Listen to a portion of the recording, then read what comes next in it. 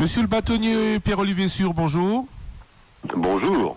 Vous êtes ancien bâtonnier de Paris, aujourd'hui avocat de Vital Caméré. Quelle est l'utilité ou l'importance en plein procès de la saisine du tribunal de Genève sur la détention irrégulière de Vital Caméré? Nous considérons que la procédure actuellement menée contre Vital Caméré ne respecte pas les règles internationales de ce qu'on appelle un procès équitable.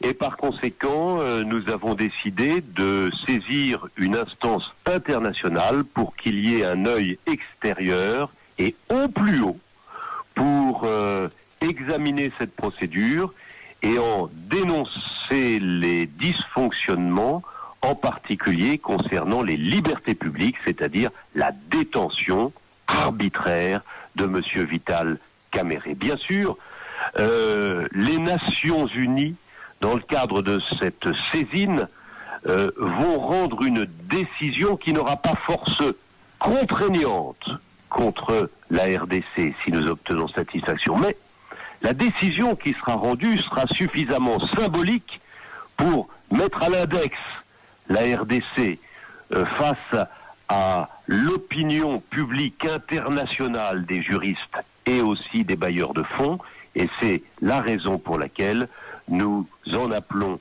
aux Nations Unies. Vous savez, on a utilisé cette procédure dans l'affaire de Karim Wade, et c'est après que nous avons fait condamner le Sénégal pour détention arbitraire par le groupe de travail de l'ONU que Karim Wade a été sorti de prison.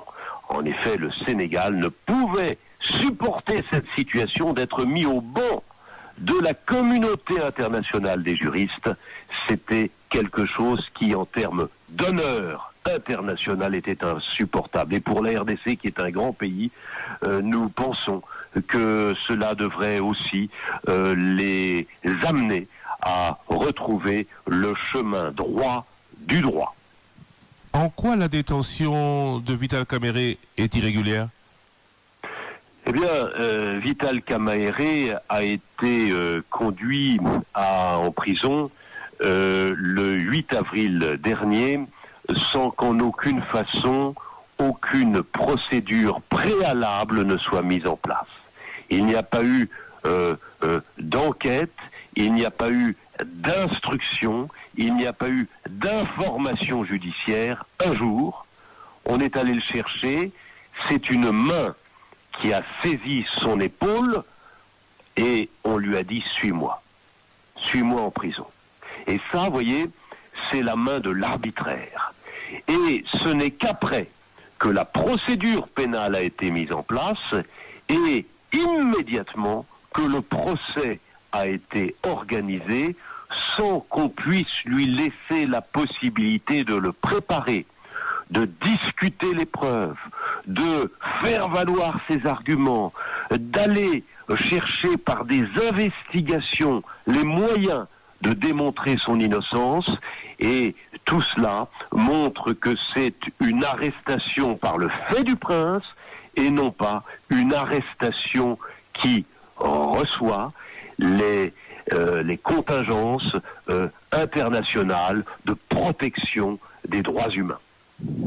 Revenons au procès proprement dit. Le ministère public et la partie civile pensent aujourd'hui avoir fait la démonstration de la culpabilité du directeur de cabinet du président de la République.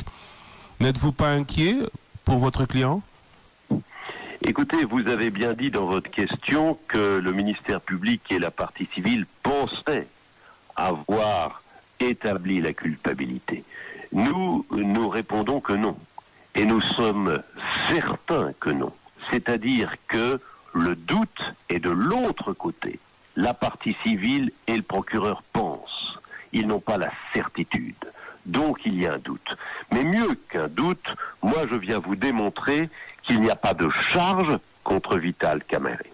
Il n'y a pas de charge parce que, qu'est-ce qu'on lui reproche? On lui reproche d'avoir détourné de l'argent public.